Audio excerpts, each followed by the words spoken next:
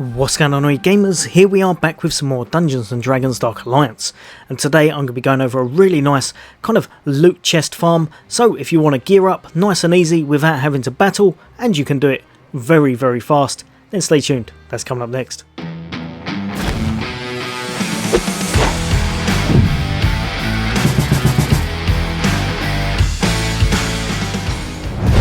Welcome back, all you guys and girls. As always, for all things gaming, for all things Xbox, then why not hit that subscribe and bell icon?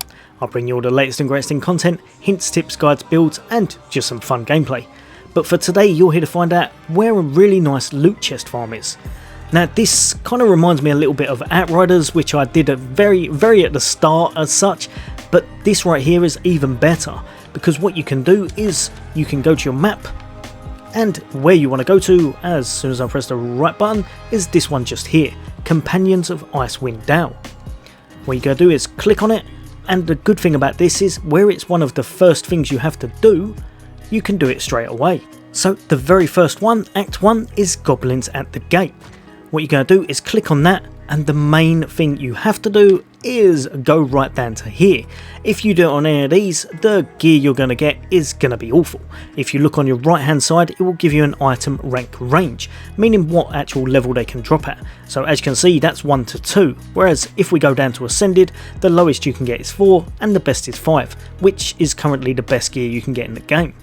So click on that and then make your way over to the kind of teleporter. Right, so follow this exact route and we'll pick up 3 chests and then we'll get out of here. So first off, make sure you pick up these swords whenever you can, especially if you're going to the icy areas.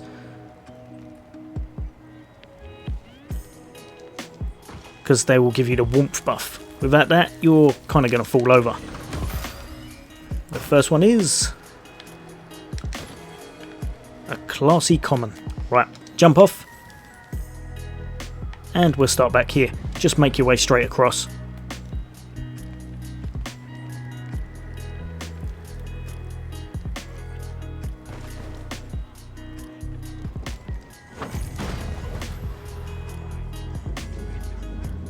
Once through here, remember, don't worry about attacking anyone, you just want to make your way past everything. So pretty much every time it won't matter about your level because you're not going to get hit. Next up, you want to look on your right, just over yonder. Use your long range attack just to basically activate it, and then grab what's inside.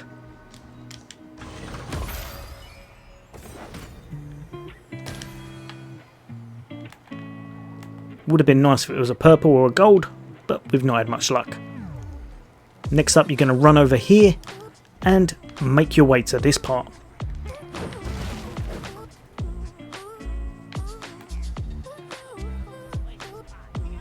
Literally jump straight over these. You don't really want any of that just because they can actually kill you if you pick that up, but if you want the money you can give it a try and then roll backwards. Next up, what you're going to want to do is jump down here. We've got the warmth buff, we're going straight through. Again, run straight, pick this one up and then chuck a right. This is the third chest and the last one for the run. So basically click on that. Fingers crossed.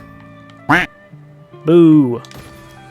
Obviously we don't have any of the buffs from the actual completion, so when you're killing things usually you get a camp and you can buff it, meaning that from those chests you'll get some really nice gear more often than not.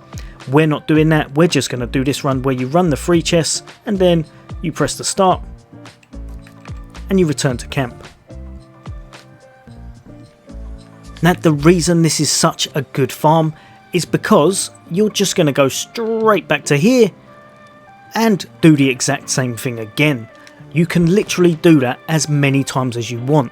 It kind of holds your stash or your acquired items in a kind of stasis. So every time you're doing it, they're going to add on top of each other.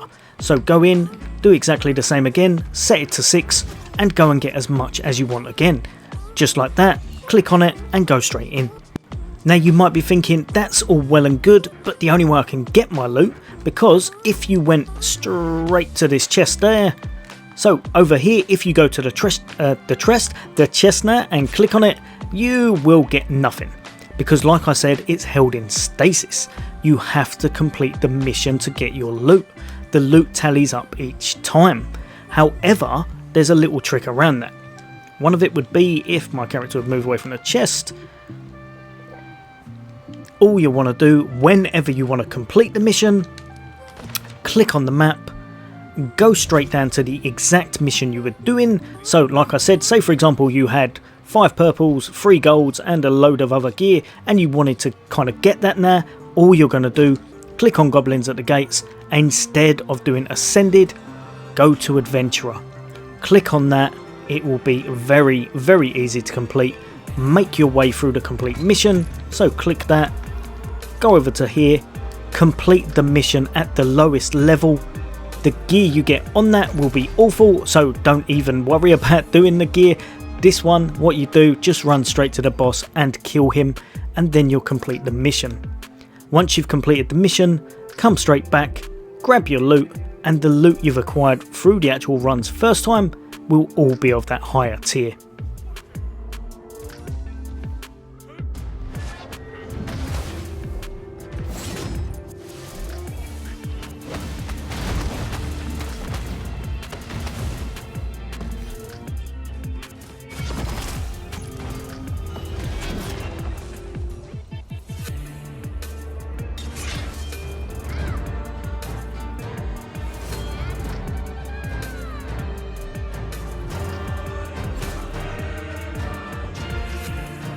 Right, so unfortunately on those few runs I didn't manage to get any gold these times, but honestly for purples and golds and just easily gearing up characters, that is by far the best way.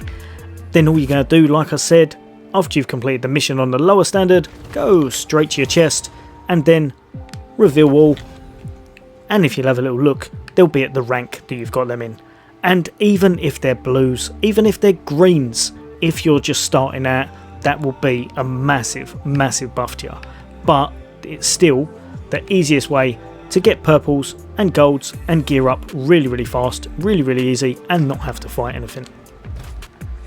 As always guys and girls, I hope that's helped a few of you out. For all things gaming, for all things Xbox. Take care, I'll see you on the next day.